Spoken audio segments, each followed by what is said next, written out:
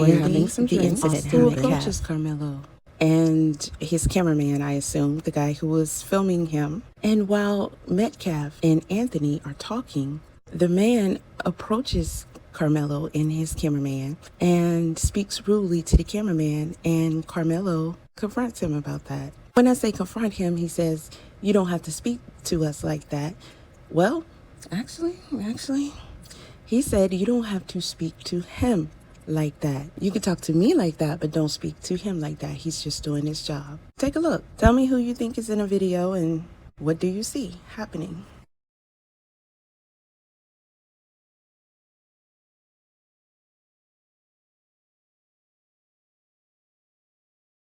In this video, not only will you see Austin Metcalf downplaying Karmelo Anthony's chance at success, you will also see the coaches downplaying Karmelo Anthony's cry for help. Those coaches made it very clear that Karmelo Anthony's opinion did not matter. Let's watch the video. And like, just like you're no matter what you do, even if God forbid this doesn't work out, you're gonna be fine. You're gonna be good, dude. Thank you, bro. Yeah. That means a lot. Alright, so like, let's say we are gonna watch one of your videos tonight. What would it be? Like, give me one. What you say, bro? Yeah. What's your favorite one? To the right, maybe. A little more to the right.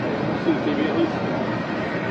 Nah. Yeah, this is our tailgate, so we'll go to the right so I can see the fucking TV. Oh shit! Hey bro, you don't gotta talk to him like that, bro. He didn't. I'm just saying, maybe. Hey, can you just move, bro? Please. No, hey bro, it's okay. Just move. He doesn't mean like. It's okay, move, but I don't mean to be a. But I know, but you have to talk to him like that, bro. No. I'm saying this is my guy though, bro. Like, no, bro. Looks like they were doing a film, some type of documentary, and I would love to know more about that, how it was set up, what were they actually doing while they're having this conversation, because it does look like a film, a memory, a documentary maybe even. And if this is Austin Metcalf and Karmelo Anthony, which looks like both of them, but it does look like Karmelo to me. I mean, I can't say on Austin for sure. But hopefully we'll find out, because they had a guy who was filming the entire thing, as you would if it's a, film. But he was blocking the TV. And so, regardless of that, it was clearly okay with everyone that was in the room, who I guess was all participating, because the other guys are not going to be like, hey, we trying to watch TV while y'all doing that. So the guy comes in and he was feeling himself, and he saw these chocolate brothers in there, and I'm assuming the other one was chocolate. I don't know. But either way, in my tent, in my castle, my tailgate, and y'all blocking my TV. I hit the corner, I can't see my TV. So, he got something in his hand, and he came a little aggressive, and Karmelo stood allegedly, and if that is Karmelo. Bro. You cursed at him and stuff, bro. Hey, we're good. All you had to say was, hey, bro, can you please move? It's just respect, bro. You know what I'm saying? Hey, no. He don't mean it like that. Is he drunk? I don't know, but maybe. I just don't like disrespect, bro. He can talk to me like that. Don't talk to him like that. He's just doing his job. Hey, we're good. Hey, let's just respect each other, bro. For sure. I'm not trying to be a fucking dick. No, yeah. You cussed at him, bro. Bro, he's fucking away the TV is my tailgate. I can see He didn't have to cuss at him, though, bro. He's not a child, bro. Whoa, what's the problem? Hey, back up. What's the problem? No, he just. Now, it seems like Karmelo would want the guy to acknowledge that he was disrespectful, it was uncalled for, and apologize, okay? Not necessarily say all of that, but yes, say that. And just show some human decency and respect, because, yes, you're the king of the tailgate, and it's your tailgate, and you didn't know what was going on. Okay, everybody's moving now, so did you have to? Cussed him out, bro, and I was like, he said y'all get up. He asked you to get up. Hey, what's the problem? Is he drunk? Because if he's drunk, then it's okay. I'm not. Okay. Yeah, we're good. No, nobody was arguing with him or nothing. He just cursed at him like he was a child. And I was like, hey, bro, you don't disrespect everybody, No, I'm just explaining to you what happened. Okay. I appreciate it. Good. Have a good day. For sure. Now, I'm not a male, but I'm pretty sure the same way that man came in there and felt like, hey, this is my tent, blah, blah, blah. Then he orders everybody to leave because he didn't like what was going on. He didn't know nothing about it. So he felt like he was disrespected, I'm assuming. Karmelo, coming into being a man, 17 years old, he wants respect too. And he has lived 17 years, so he understands different ways that he's been treated. It's just my viewpoint. I'm a man, I'm a human. I am just as important as all of you. And please don't look down on me for just, some surface level reason. I'm cool peeps. Don't walk up to him. I'm not walking towards him. I didn't see him walking towards him. I saw him walking out with situational awareness. Don't walk up to him. I'm not walking towards him. I'm walking that way. After a It looked to me like the man who confronted him was standing basically in the same place he was at the beginning of the video. And the young man was walking outward of the tent. But his buddy, the drinking guy, buddy, seemed like he wanted a bodyguard. He wanted to get it on. I mean, he kind of aggy. Breaking news. A witness in the Karmelo Anthony murder case came forward to make a statement, and we missed a lot about the whole incident. At the time of the incident, there should have been many students around. Let's listen to what he said. It was raining. It got rained out like crazy bad. Everybody trying to get back to their cars or get in, places where they, wouldn't get all extra wet at. Dude was sitting up under the tent, right? He was on his phone, right? My daughters was up under the same goddamn tent. Yeah. So I'm paying attention to my kids, but at the same time, they're in the same vicinity. So I'm watching everything going on around it because I'm there for my children. So dude walks up. McKellen, bro, he wasn't even under the tent at the time. They came from a whole separate tent and walked over there. They intentionally went over there to this kid, man. Dude was sitting there on his phone just trying to get dry. You feel me? One thing went from another. They grabbed this man and they tried to punch on dude. Dude went in his bag and they went to try to jump this dude and punch on this dude, man. And he protected himself, dude. That's what happened. Yeah.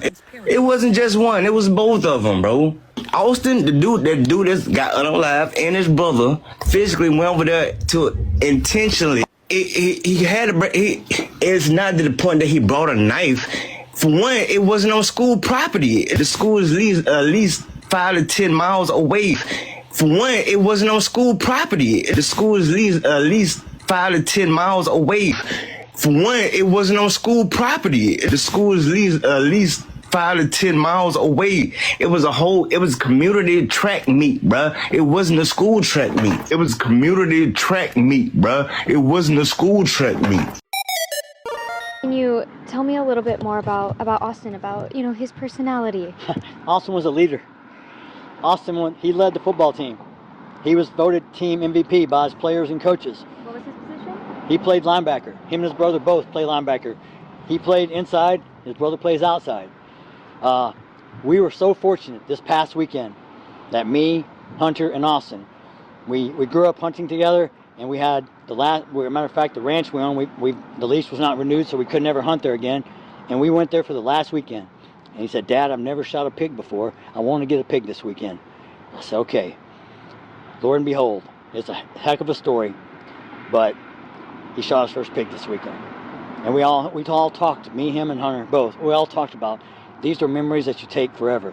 After I'm gone, you can tell your kids about, well, your grandfather and we were hunting and we stalked and it took 2 hours, but I got my first pig, and he was so excited. And I'm so fortunate to be able to spend that weekend. Is that not murder, stalking, hunting? It's still murder. God says so. Noticed that a lot of people racist people specifically, were saying that Karmelo Anthony must not have had his father in his life, and his father must be a deadbeat, no good person to raise this thug, and that he must be living in the hood and not living good. So I wanted to share these family photos of Karmelo Anthony with his father, his mother, and his siblings, who actually have been together for over 17 years. This family has been together for over 17 years. Okay. One mom, all 4 kids, same dad, very middle upper class family. Interesting. Because I think a lot of racist people were saying that he didn't come from a loving family and that his father was probably in prison or a loser and had abandoned him when he was young because of the stereotypes that you guys hear about black people. The black father must not have been in the home. Well, it seems like his father loves him very much. And it seems like he was raised a good young man, whether you guys like it or not. But you know who came from a broken home? The Metcalf boys came from a broken home because their parents aren't together. And I think the question that I would want to know is, I wonder how coming from a home where the parents aren't together, how that would have affected the twins. I wonder. Anthony, class of 2025, Centennial High School, Frisco, Texas. Nah, he low-key fast. Number 1 low-key fast, dude. I might have to, if you play number 2, I'm gonna have to lock in, I swear. Hey, bro, how much you think? What's the score? What's gonna be the score? Yeah. They gonna try and throw deep shots, though. That's the thing. I got number 2.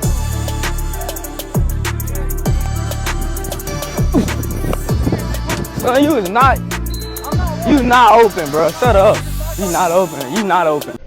We also know that Karmelo Anthony was on the roster that day to be at that track meet. We know they both arrived, all of them arrived to this facility via the transportation of Frisco ISD. The lies has to stop, y'all.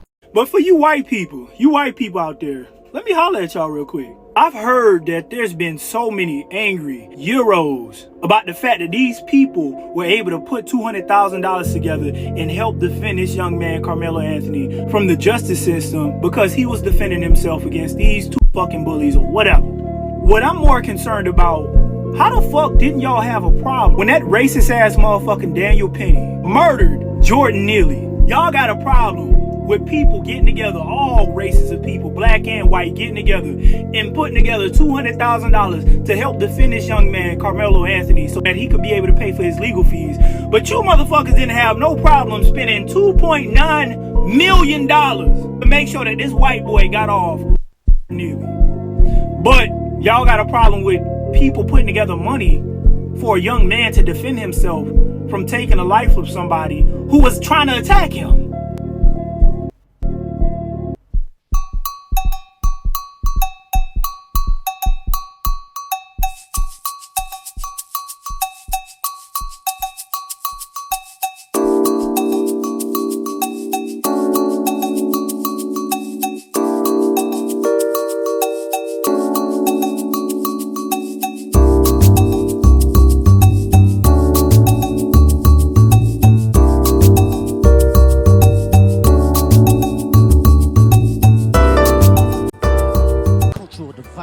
Fortunately, Karmelo was able to be released on bond.